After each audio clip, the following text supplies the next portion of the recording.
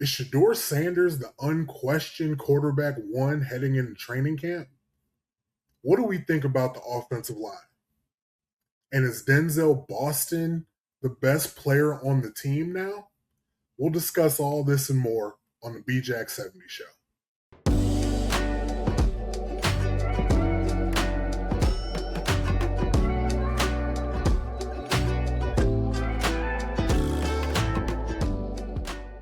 Welcome back to the BJack 70 show. I'm your host, Brandon Jackson.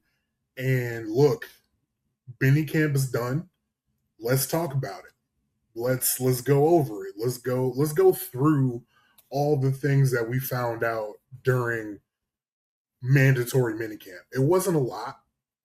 It wasn't a whole lot. There's not a lot, to be fair, to learn during minicamp when you're in shorts and jerseys and just helmets out there, when there's no pads actually colliding out there.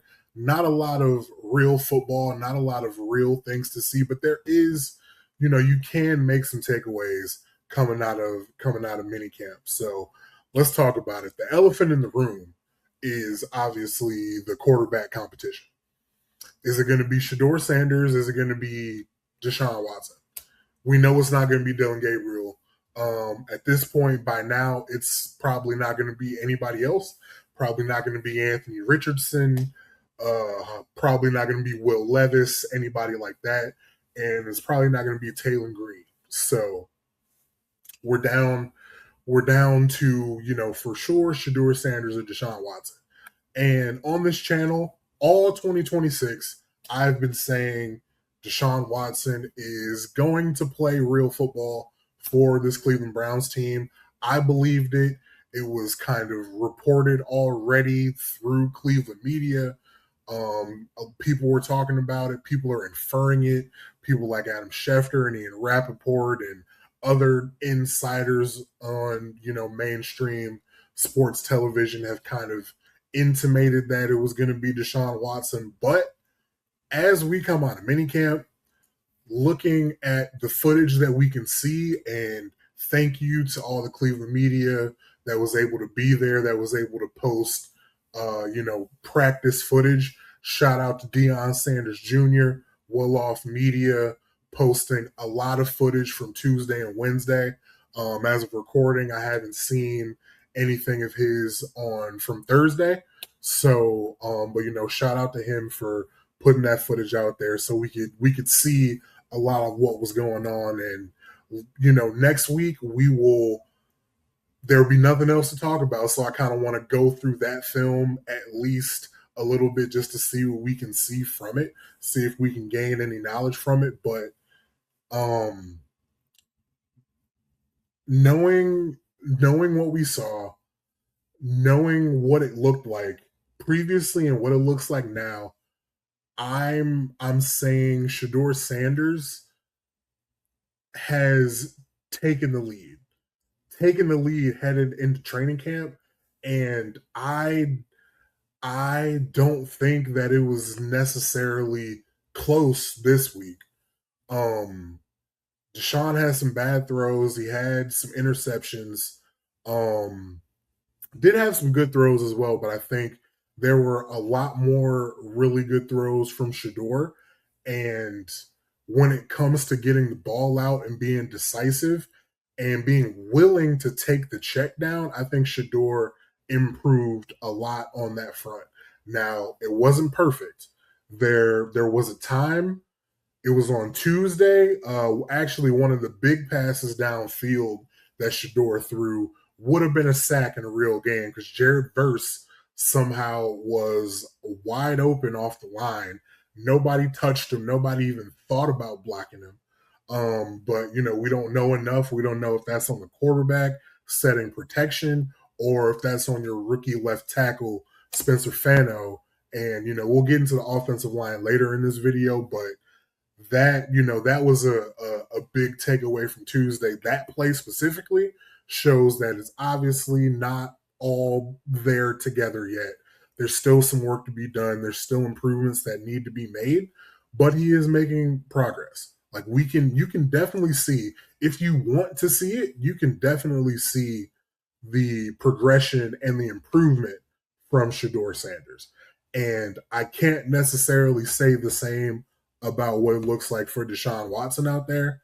Like I said before, all year on this channel, I've been saying I think Deshaun was going to be the starter. And I've also said I didn't necessarily want that to happen, but it was what I believed to be true based on what I was hearing and based on what I was seeing. Now, looking at the footage, I'm changing my opinion. I think any reasonable person would understand me looking at new information and having a new opinion, a new conclusion based off of the new things that I've seen. Shedeur is playing a lot better now than he was before. And yeah, I said we should probably, shut it down, let him get let Deshaun get the reps with the ones. I was wrong. I was wrong. Shedeur's come on. Shedeur is improving. It's not lights out. It's not perfect. There's still, some things that need to be cleaned up. And speaking of cleaning things up, let's talk about what everybody was talking about on Thursday. And that was the pass that he threw that got batted down by Mike Hall Jr. In practice on Thursday.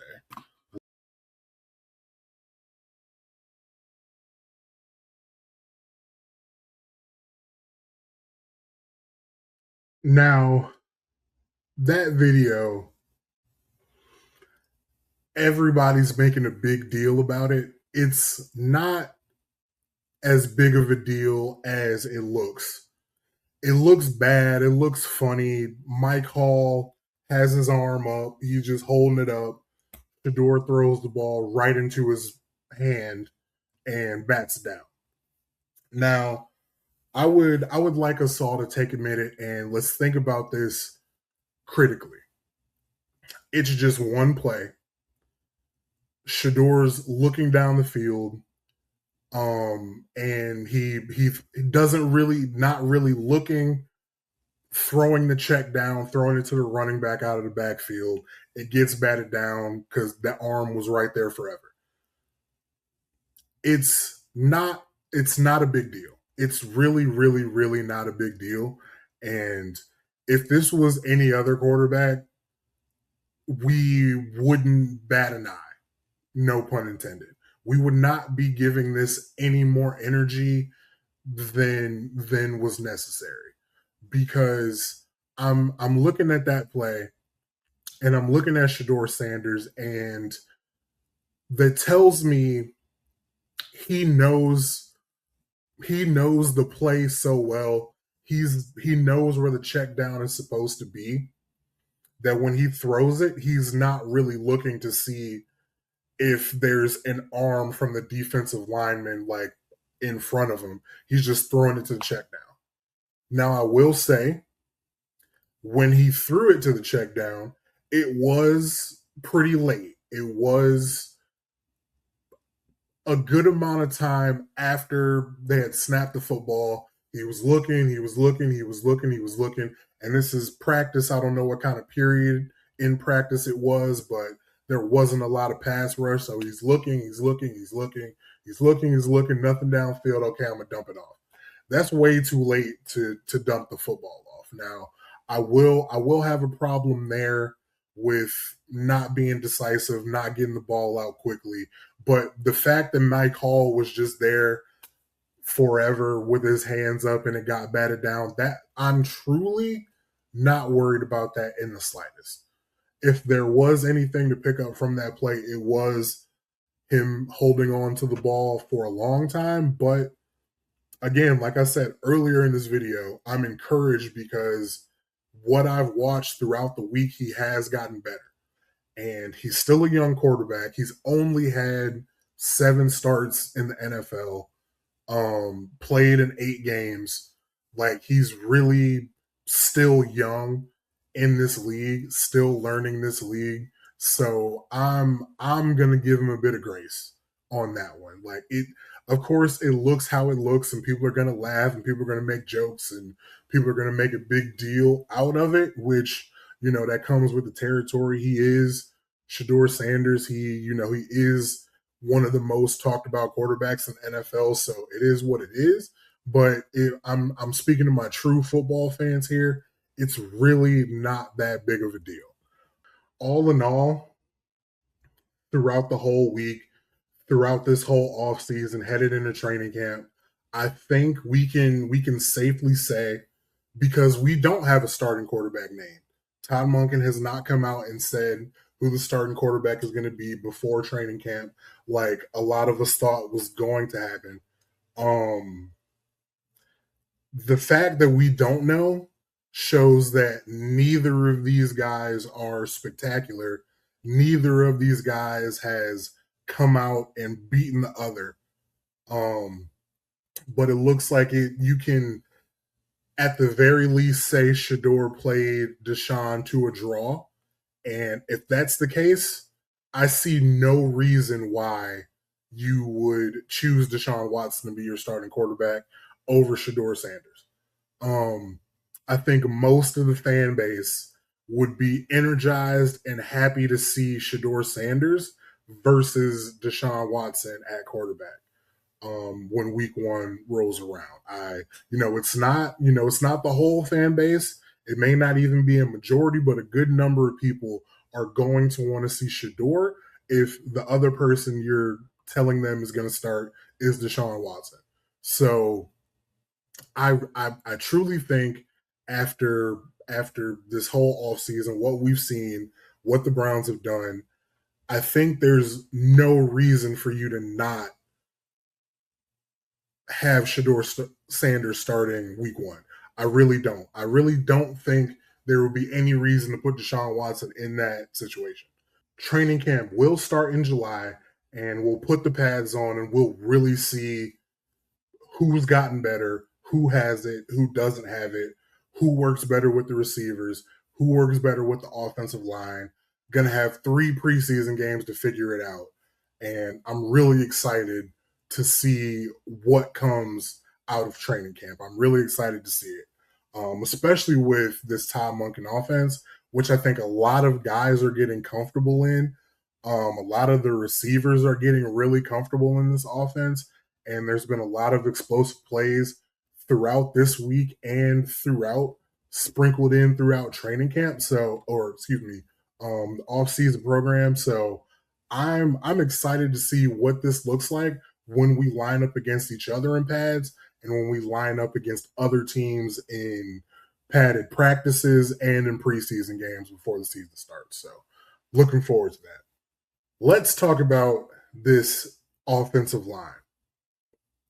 This offensive line, for the most part, this week, starting lineup going from left tackle to right tackle was Spencer Fano, Zion Johnson, Elton Jenkins, KT Leviston, Titus Howard.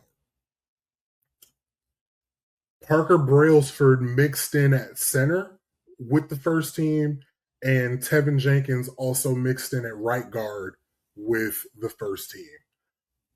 I'm loving the makeup of this offensive line.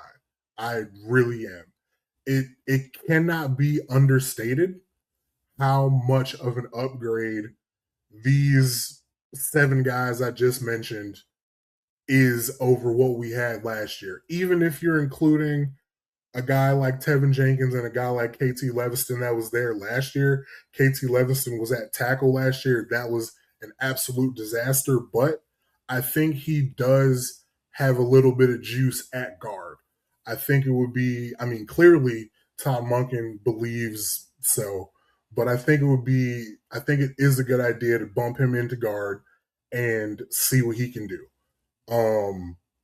See if you can get as many quality linemen working at their correct positions as possible. I think the best case scenario for this offensive line would be for Parker Brailsford to be the starting center. So your starting guards could be Zion Johnson, Elton Jenkins. I think everybody who's kind of in the know thinks that Elton Jenkins is a better guard than he is center. He obviously can play center, can be a starting caliber center, but I think he's a Pro Bowl level guard. And I think we need to do as much as we can to try to get him to be playing guard versus center. But I would love it would be extremely difficult to go into the regular season with 5 new starting offensive linemen and your center being a rookie. I do understand how difficult that would be given what the center has to do, the calls that the center has to make, the checks and the reads and everything that the center has to do on the offensive line. I understand it would be really difficult for 5 new guys to be playing together, and your left tackle is a rookie and your center is a rookie. Arguably, the top 2 most important positions on your offensive line being rookies, as talented as they are, that would be a difficult ask. But maybe you do it. Maybe you just have them learn trial by fire. Work through the kinks and just have them figure it out. Maybe they'll learn better that way. But if that's not the case, I mean, Spencer's going to be the starting left tackle no matter what. It just really comes down to what happens at the center and guard position. But we know Zion's locked in. We know Titus Howard is locked in to right tackle. Spencer's left tackle. Zion Johnson is playing one of the guard spots. Don't know if it would be left or right, but he's playing one of the guard spots. So it really comes down to Jenkins, Brailsford, Tevin Jenkins, and see what Luke Whippler can do also at center. So however it comes together, this is going to be a good quality offensive line group. There's going to be some depth there, no matter what. Just by the sheer fact that we have options. We have options as to who's going to start. Could be Whippler starting, could not be starting. Tevin Jenkins could be starting, he could not be starting. Parker Brailsford could be starting, could not be starting. And then you also do have DeJuan Jones, who has shown flashes, but just has been inconsistent health-wise. He's still there. So no matter what, sounds like you have your 9. Oh, plus, and you got Austin Barber, other tackle out of Florida. So you have 10 quality offensive linemen in the building. It's just going to be a matter of where do they all fit. You're probably not going to dress all 10. Most offensive linemen, offensive line groups carry 8 on the active roster. Well, not an active roster, but on the game day roster, 8 or 9. So it probably would be a stretch to see all 10 active. But yeah, we shout out to Andrew Berry, really built some depth on the offensive line, going to get Howard, going to get Jenkins, drafting 3 offensive line. Like this was the rebuild project of the century on this offensive line. I'm very excited to see them. That is, forget the quarterback, forget the receivers, forget the defense, forget everything else on this football team. What I'm looking forward to the most, and you see my jersey up there, number 70 jersey. That is an ineligible number. That's an offensive lineman number. I'm excited to go see and talk about the offensive lineman this coming training camp. So I can't wait to see it. Really can't wait to see it. And last thing we need to talk about, Denzel Boston, wide receiver out of Washington. I've seen more Denzel Boston highlights this entire offseason than I've seen all the other receivers put together. More than I've seen Jerry Jeudy, more than I've seen KC Concepcion. Actually, that's a lie, because I've seen a lot of Isaiah Boston as well. Isaiah Bond. A lot of wide receivers names I gotta, figure out. But Isaiah Bond, Denzel Boston, they've been the best two wide receivers all summer or all spring. It's Denzel Boston has broken the top off of the defense in every week of practice. Mandatory minicamp, all the OTAs, all the practice sessions open to the media, not open to the media. Cleveland Browns Twitter account is posting Denzel Boston bombs. Like, he's been going absolutely nuclear this whole offseason. Ever since he stepped foot into Berea, Denzel Boston is going crazy. So seeing what he can do, once if he's getting all this off and Denzel Ward steps on the field in training camp, if he's doing all this against Denzel Ward, then we really got to start talking about, the hierarchy of things in this wide receiver room. Now, I don't expect that because we know how good Denzel Ward is. But if he can make some plays with Denzel Ward out there, with whenever eventually Emmanuel McNeil Warren practices with him out there, with the full with Grant Delpit eventually gets out there, if he can start making plays with those guys out there, we really got something. We really got something. And then you talk about Isaiah Bond. We already know Isaiah Bond is fast. Can Isaiah Bond just get open underneath? Can he catch the football? Can he stretch we know he can stretch the field. So if he can do the real receiver things, can he block? Can he separate over the middle of the football field? And he talked about that in his press conference, getting a little bit bigger, getting a little bit stronger to be able to catch those balls across the middle of the field. If he can do that, the world is his. The world is in his hands because he's so fast, he's so talented, and I appreciate Andrew Berry for taking the risk and taking the leap to sign Isaiah Bond. It's worked out so far. We've heard nothing about Isaiah Bond off the field. We've heard, none of the things that kind of scared teams off. We've heard none of that so far. In the year that he's been here, year and some change that he's been here. So I'm super duper excited about Isaiah Bond. And that doesn't take away from the rookie excitement about KC Concepcion, because he's made some highlight plays in the spring.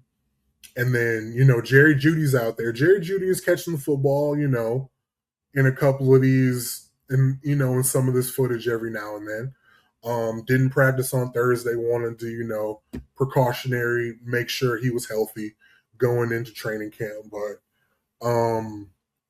this is a good group. And Harold Fannin hasn't been out there all season. So, and we know what we got in Harold Fannin. We know what that young gentleman can do. So there's weapons on this offense. And I haven't even talked about Quinshon Judkins. He's back. He's healthy. He's looking like he never left. Dylan Sampson out there looking nice, looking refreshed, wondering what both of those guys can do behind an improved offensive line. The pieces are there. The pieces are there. We just need to make sure we figure out this quarterback room. We need to understand in the quarterback room that it's not going to take a lot. It's not going to take a lot. Just don't turn the ball. It's easier said than done. Don't turn the ball over. Don't take unnecessary sacks. If it's not there, take the check down.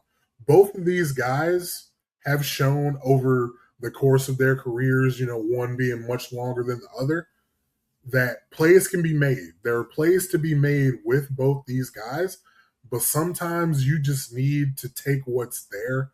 Shedeur Sanders really needs to learn just to take what's there, and I'm seeing him do it in real time.